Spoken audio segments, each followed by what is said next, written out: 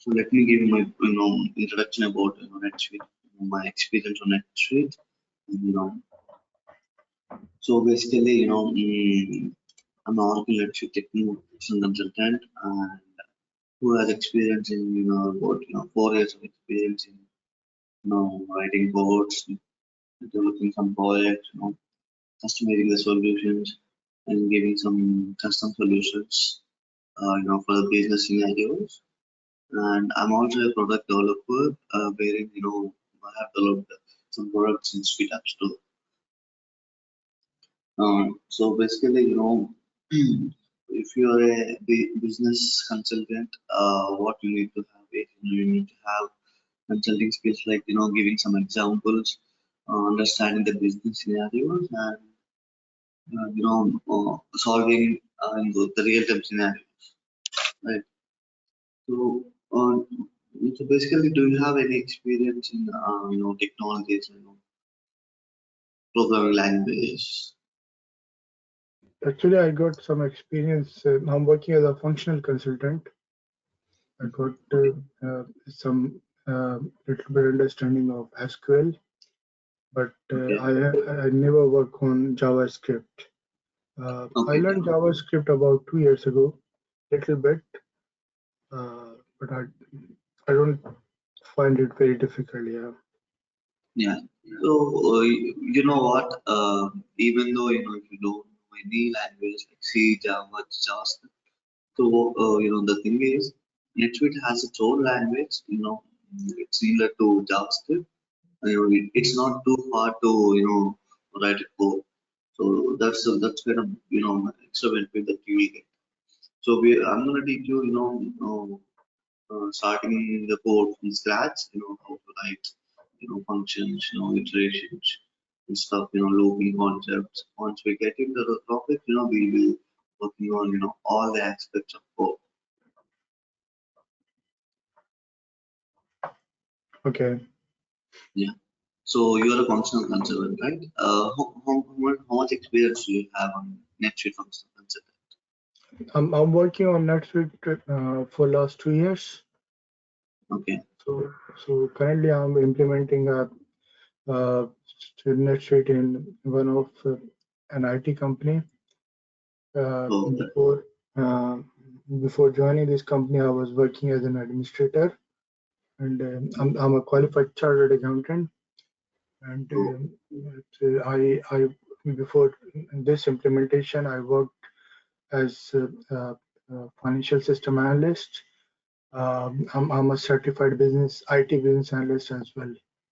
Oh, that's great. So your voice quality is too low. Can you speak up? yeah, sure. I'm audible now. Yeah, I can hear you now. Okay.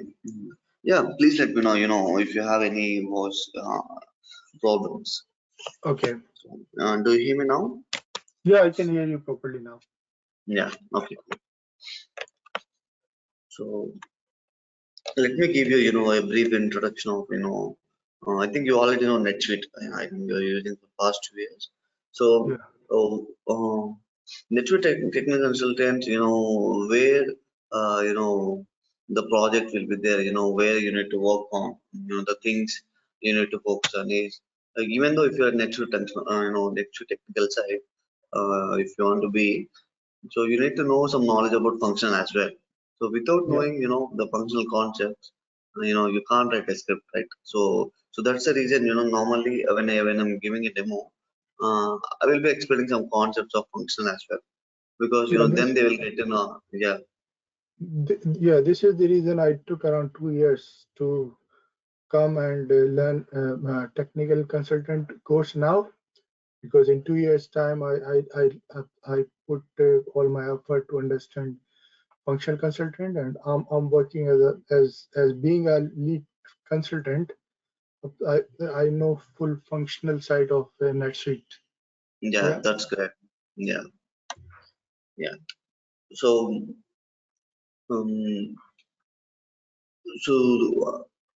as a technical consultant, we have some projects like automations, like all the cycles, order to cash cycles, procure to pay cash cycles, where Yeah. if you have your client business requirement of auto approval based on, like the amount is greater than $200, you have to approve it automatically, right?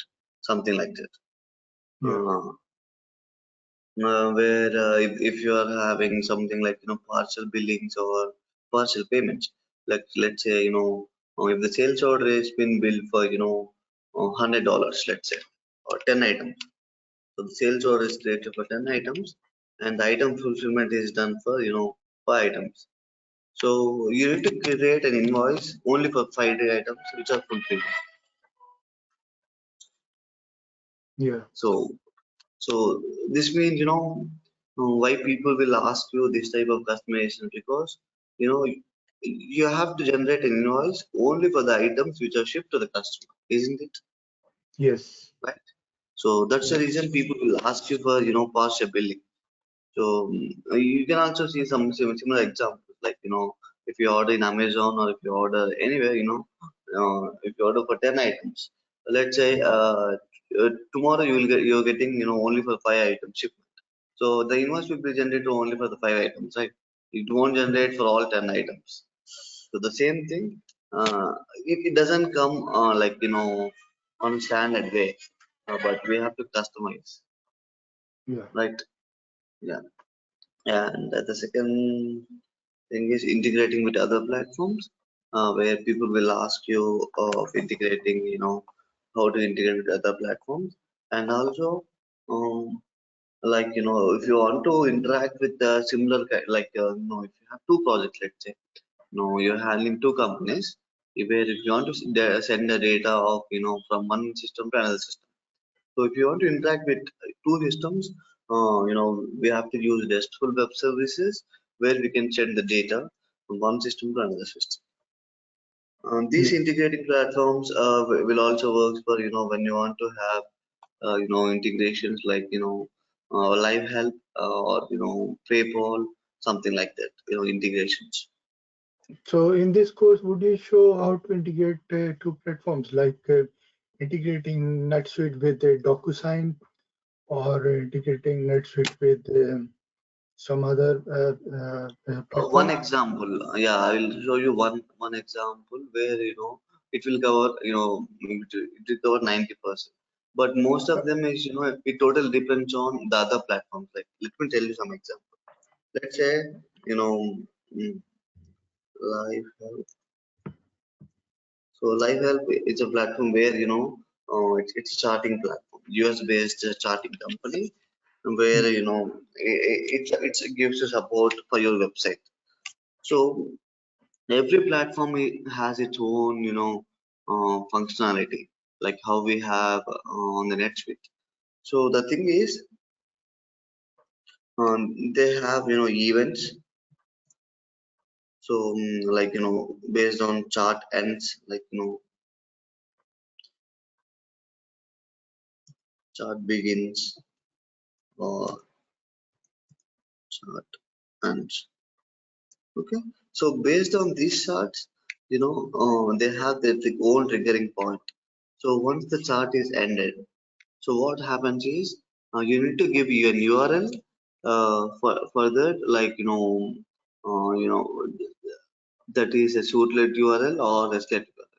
So what does that mean is, RESTlet is nothing but to connect with RESTful web services. So they will ask you to have some URL. You know webhooks, Yes. webhooks. Yeah. So in that place, whenever the chart ends, you can also use webhooks. So where all the data, whatever the the customer has started to that person, like the issues or the queries, the charts, whatever the data he has, they meant some conversation. So the data will be sent to that URL. So if you use webhooks URL, the data will be posted to that URL. Similar way, if you have some URL, like when you create a script in NetSuite, so you will get in a URL. So if you provide that URL on that link, the data will be hitted to that URL. So what you have to do is, you have to write a code.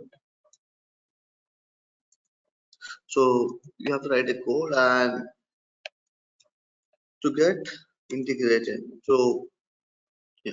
So to get integration with Lightform, I felt what you have to do is, you need to get the data, like, you need to get the JSON, stringified JSON, and you have to pass it, and you have to, let's say you have to create a custom record, because all the chart support or chart help, it is, coming from other systems. Like, if you have a website of, and you have more than 10,000 customers. Every day someone will be charting, right? Isn't it? Whatever the chart is there, the customer is facing right now with a problem. Mm. You want to see on a customer record. On a customer record, you want to see, like, what's the customer problem is, and what the customer is facing issue, right? So, like, this is let's similar to, Swiggy or, Uber Eats, where they have chat support, and like, you can chat to the, support team, on 24/7, right? Whenever chat Yeah. ended, so they have their own system where they can track, all support charts. So when it comes to NetSuite as well, if you have any website where, if you have any support charts, right? Whenever chat hard hands, it stores in a customer record. We'll be having a customer record, we'll be attaching to a customer record. It's a parent-child relationship. So this is some kind of, integration. If Do you have any queries on this? No, this is okay. Yeah. This Okay. So the other example is, something like dropship or special order. Um, so this is a custom solution basically I have given to one of the clients. So what happens is, if it's a dropship order or a special order. So Mhm. let's say, I think you already know this. So Yes. yeah, so sales order, let's say, the item is I prefer vendor, and if I'm a customer, I ordered, iPhones for, 10 quantity today. So what happens is, if you're doing a business, so you're not you're not manufacturing it, but you are buying it from other vendor, like, Mm. iPhone vendor. So if I buy anything from you, and if you generate a sales order for me, and what happens is, automatically a purchase order will be generated for iPhone vendor for the same quantity. But like, if I'm a customer, I'm doing a business, every day I'm creating more than 10 orders, right? So what happens is, you're creating 10 purchase orders for the same vendor, right? So, Yes. but the client requirement is something like this. I don't want to create, multiple purchase orders, because I know how much quantity I need to create a, purchase order.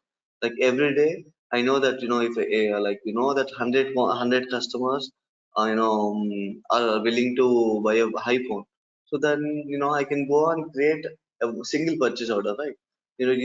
What they're asking is, they need to have a screen where they can select, the vendor and the sales orders. If they click on, submit, they want to create a purchase order, right? So Yeah. they want a custom solution, because if you see that, um, it has a drawback of, creating multiple orders. Like, for every sales order, you will be having one purchase order, right? If you have a Yeah. dropship or sell order. So that's a problem they are facing. So what we have given a solution is, I created one user interface, one UI, inside the NetSuite, where Okay. that yeah. So that gives you the flexibility, where they can select the order levels, the list of orders which are still pending to generate a purchase order. So they can select, the order level checkbox, and they can select the vendor, for which vendor you need to create. So everything is customized. Did you face any case in which, like in my current project, I'm facing a issue that uh, the client raise one purchase order, and one purchase order create 6, 7 different sales order. Uh, the client want only one sales order for one purchase order. Yeah, Uh, that's the problem. Did you face so in this course, would you show this example as well, creating one purchase creating one purchase order for multiple sales order, Yes, we can. or vice versa? Yeah, yeah. Okay, I will be showing. I will be showing, okay, and because I will also provide snippet of codes where the big requirements, how to handle in case of this, giving some yeah, real time examples. I'm facing another issue that the previous consultant, he did all the testing on the production account. So Mhm. now they have more than 20,000 different kind of records and data in the system. And if they want to delete individually, it will cost them time and money. Yeah. So now we ask NetSuite to develop a script to delete the data. How much they So ask for? uh, I think they will ask more. I have no idea because I just asked the Yeah. client that Mhm. because this is one of the issue, yeah. But Yeah. the issue is they developed the deletion script, Yeah. and It's but a schedule. yeah, the deletion script, but that script is it is delete is dependency is event dependency dependent. So Hmm. like if you want to create sales order, you need If it has item fulfillment, you need to delete that. yes, you need to delete the bottom hierarchy first in order Yeah. to delete. Yeah.